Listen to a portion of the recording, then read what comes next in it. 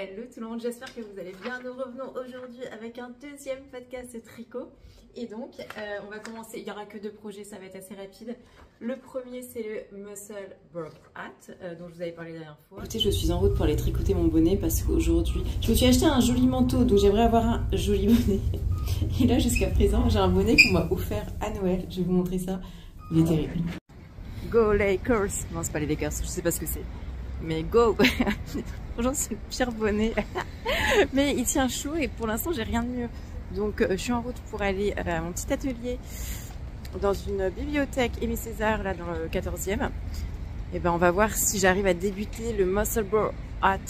Et si j'arrive après, ce sera que du rang droit. Donc j'ai hâte. Quand je dis rang droit, je dis évidemment rang droit.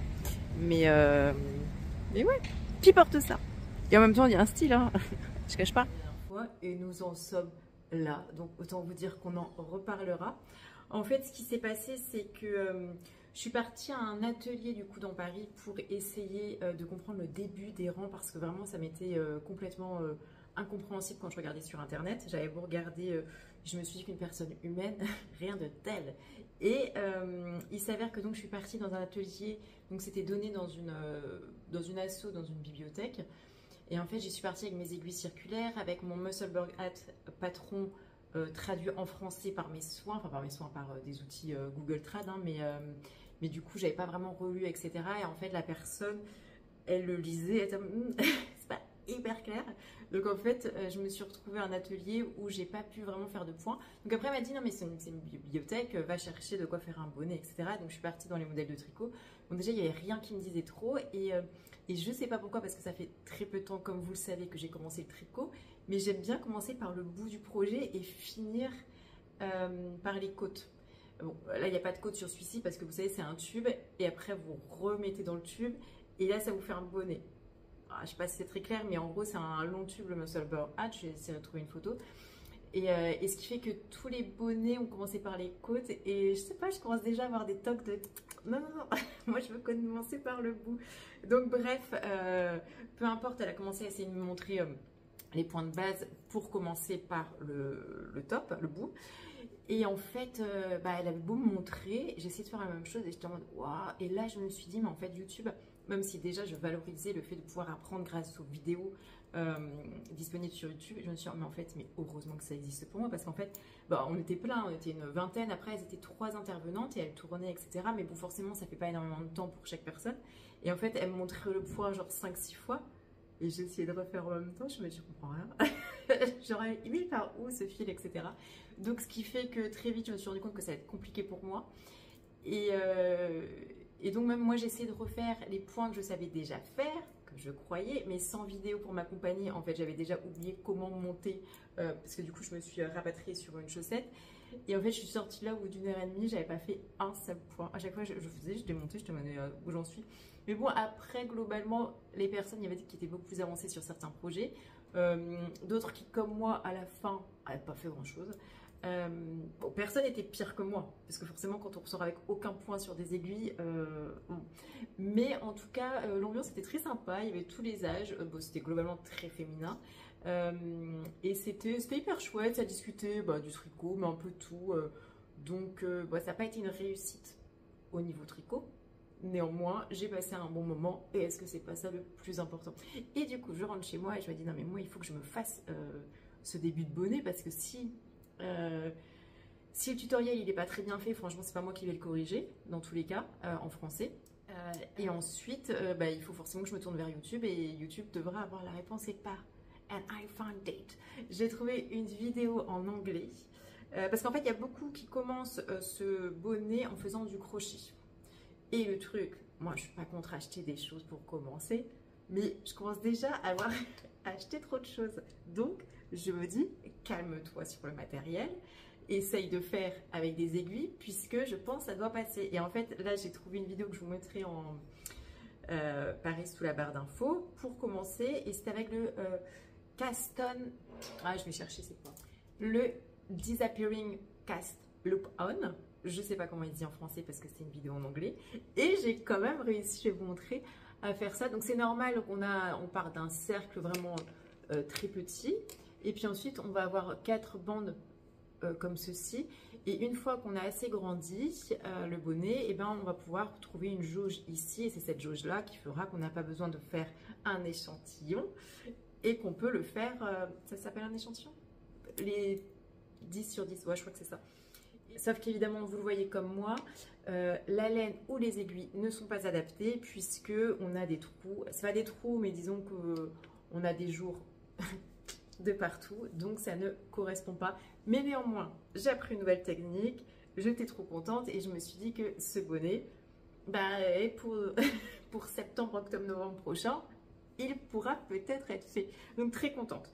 À côté de ça, donc je me suis racheté une aiguille comme ça, circulaire 40 cm.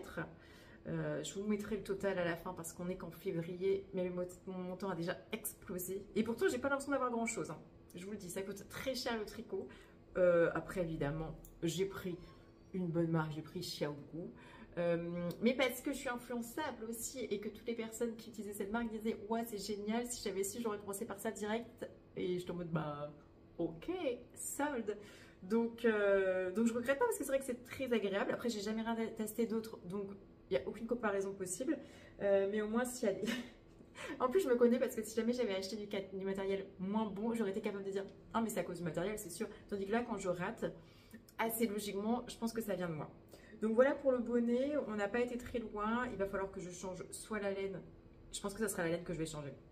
Ça sera de toute façon, cette laine bleue, je vous le dis, je peux plus me la blaire parce que j'ai acheté 4 pelotes en tout qui sont un peu différentes. Il y a une bleue claire et une bleue foncée, mais on va passer aux chaussettes. Mais j'en ai cousu beaucoup trop. Là, vous allez voir 3 chaussettes uniques. Alors, j'ai pas le syndrome de la chaussette unique, que je pense, mais néanmoins, j'ai 3 chaussettes uniques parce qu'elles n'ont jamais été à une étape portable. Je les garde parce que...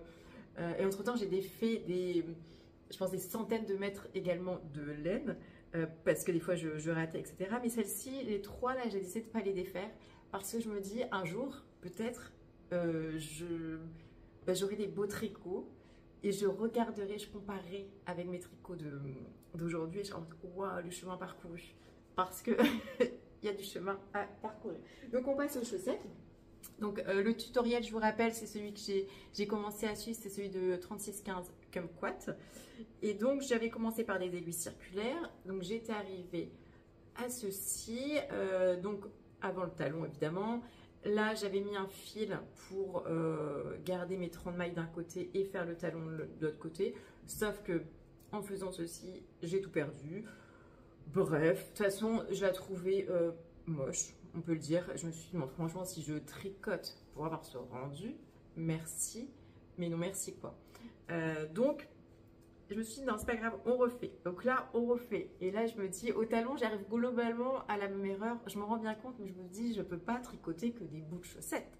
Donc du coup, je me suis dit, va jusqu'au bout du process.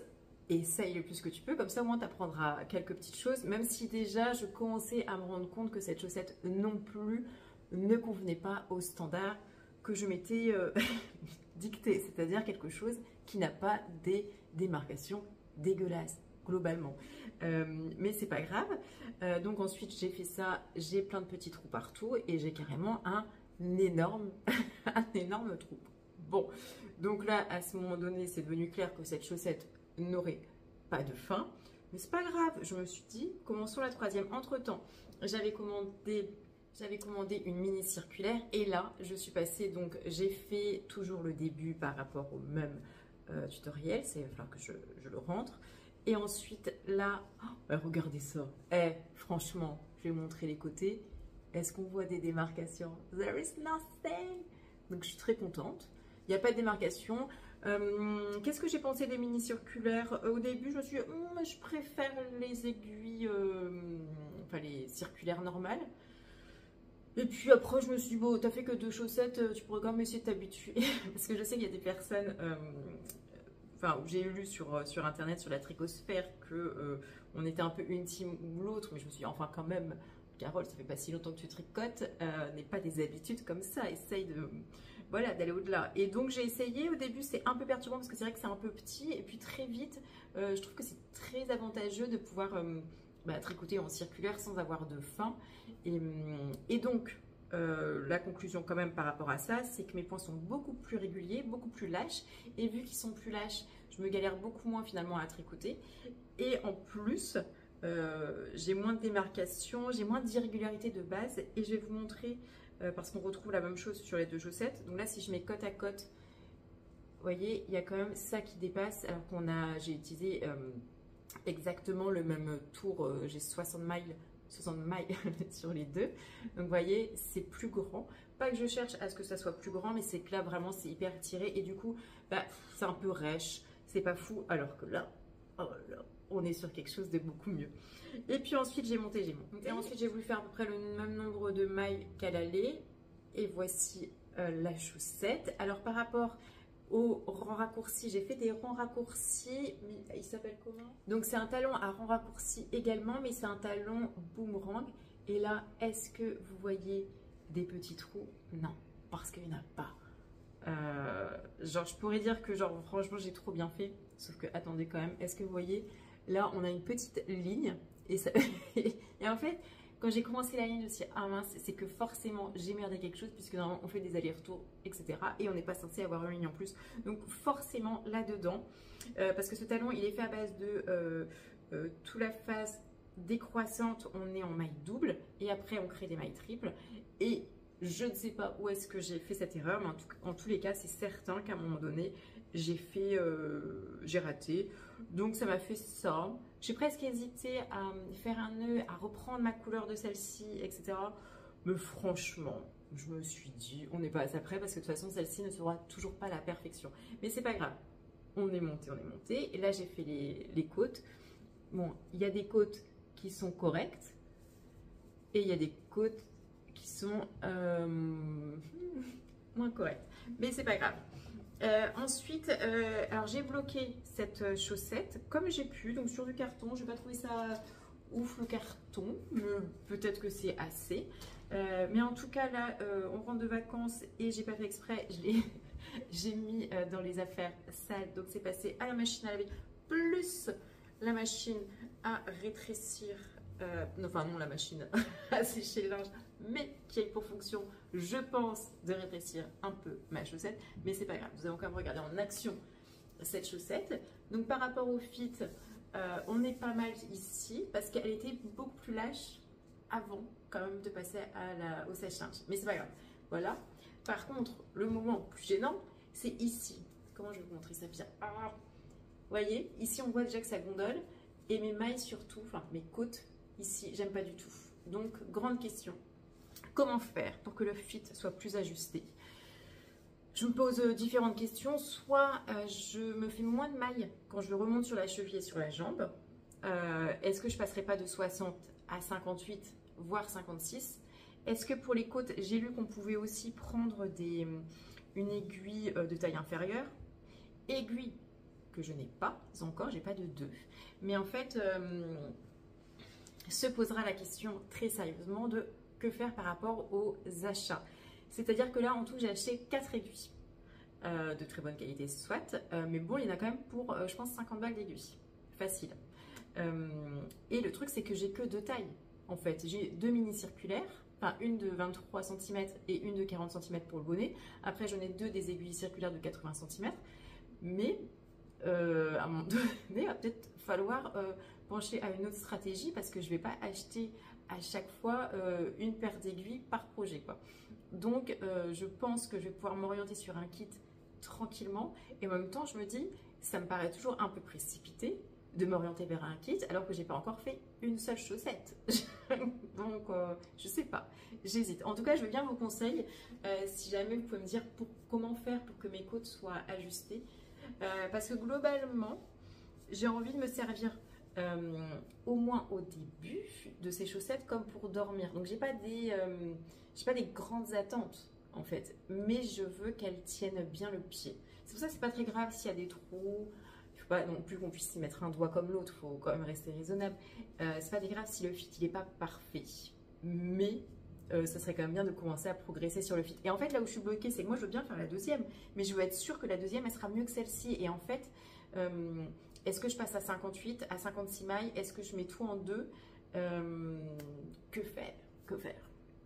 Donc voilà, si jamais vous avez des conseils, je suis globalement preneuse. Ensuite, que vous dire? Je vais regarder un peu ce que j'ai noté. Donc sinon, aparté qui n'a rien à voir, mais voici mes petites chaussettes qui, et on ne le dirait pas, sont complètement neuves parce qu'elles ont 1 mois. Donc c'est quand même pas grand chose et je ne les ai pas portées tous les jours. Loin de là. Et bien en fait, on a déjà des bouloches de partout. Donc ça c'est excessivement moche et énervant. Je les ai prises parce que voilà, j'avais envie de chaussettes de nuit puisque je me disais que les miennes ne seraient pas prêtes avant un temps certain. Elles étaient en laine.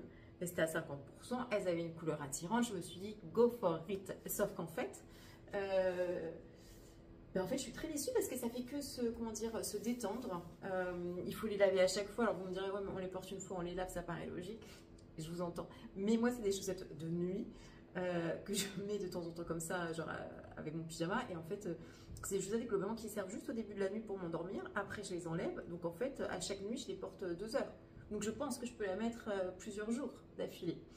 Mais sauf que ça se détend énormément. Donc voilà une des raisons de plus pour lesquelles je suis très contente de me mettre à tricoter parce que je me dis qu'un jour j'aurai des chaussettes de nuit qui seront extraordinaires. C'est pas pour tout de suite, je suis pas pressée, mais ça viendra. J'en suis sûre. Voilà, écoutez, pour le tricot, ah si, je reçois un livre normalement cette semaine. Un livre en anglais, c'était pas la meilleure chose que j'ai faite. J'étais censée le recevoir cette semaine, mais bon bref, il y a eu un délai. Donc il a l'air magnifique. J'espère que je pourrai apprendre des tas de choses. En tout cas, le design, j'ai hâte de vous montrer, est tellement beau. Et donc on passe tout de suite à notre bilan financier de février. Alors, je vais faire un jingle sous. Ding ding ding ding. En tout cas, pour jusqu'à février, mes achats tout compris de budget créatif, on est à 139,29, allez, on y va pour les centimes, euros de dépensés sur 2 mois. Donc écoutez, ça aurait pu être pire, heureusement que le mois de février est un petit mois, parce que j'ai pas vraiment d'objectif, mais si je pouvais garder chaque mois en dessous 70 euros, c'est vrai que franchement je serais quand même assez contente, parce qu'à la fin de l'année on est quand même ouais, dans les 840 euros, si je ne dis pas de bêtises. C'est une belle somme déjà. Mais j'ai jamais calculé avant combien je mettais par an et franchement ce budget que je vous donne, je pense que je l'explose chaque année, donc enfin que je l'ai explosé les 10 dernières années, donc là je dis ça au pif, mais en tout cas là on est à 139 euros, il n'y a pas une chaussette, il n'y a pas une paire de chaussettes qui est encore sortie, donc on continue tranquillement. Ah, j'ai trop hâte de savoir à quel moment ma chaussette, ma première paire va sortir, et là j'aurais dépensé genre 203 euros, je pense ah ouais quand même, j'aurais pu avoir une vraie belle chaussette, mais c'est pas grave. J'aime beaucoup. Ah oui, d'ailleurs, mon sentiment sur le tricot. Eh bien, écoutez, je trouve ça un peu dur, toujours, mais dur aussi dans le fait que j'ai quand même pas mal d'effets. Ah oui, parce que j'avais aussi commencé une autre chaussette. Et en fait, il s'avère que cette chaussette-là, à un moment donné, je me rends compte que j'ai fait une erreur. Pas une énorme erreur, assez pour me dire, est-ce que je défais ou pas? Et j'ai écouté assez de personnes qui faisaient du tricot pour entendre que le détricotage fait partie du tricot, et donc ça fait partie de l'expérience et qu'il faut détricoter pour avoir quelque chose de bien. Et en même temps, il y avait d'autres voix qui s'élevaient et qui disaient le tricot, on n'en fait pas non plus pour avoir quelque chose de parfait, c'est pas de l'industriel. Donc j'avais cette erreur et je me suis dit, que faire? Est-ce que je la laisse et je continue, mais en même temps je la verrai et je saurai qu'elle est là ou pas? Et je me suis dit, oh non, franchement, essaye de faire les choses bien, détricote. Je détricote un peu, et là, impossible de remettre sur mes rangs. Impossible de remettre sur mon aiguille poids. Je me dis, ok. Donc après, j'ai vu notre technique, j'ai essayé. Bref, j'ai perdu la chaussette en entier. Alors que j'avais fait le talon. Et là, là je suis, oh. Et en plus, c'était un soir juste avant d'aller au lit. Je me dis, oh, bon. Et ça sert à rien de recommencer à ce moment-là. Juste, bon, bah, on va au lit. C'était déjà 1h30. On va au lit. Écoute, ça sera pour demain, on verra bien. Donc, autant vous dire qu'il y a des jours compliqués avec le tricot, je trouve ça vraiment dur, et d'autres jours où je suis très contente d'avoir ça dans les transports, dans le train, en train de regarder la télé, je trouve ça très sympathique, donc voilà, j'aime bien. Bon bref, repassons, oh non en fait j'avais fini sur les souffles et sur mon sentiment. Dans un mois, je pense que j'aurais peut-être fini quelque chose, je veux rien vous promettre après parce qu'on ne sait pas. On sait, mais le mois de mars étant un peu plus long, on a un peu plus de chances que je fasse quelque chose. Donc voilà, ben, je vous souhaite une bonne journée et je vous dis à bientôt.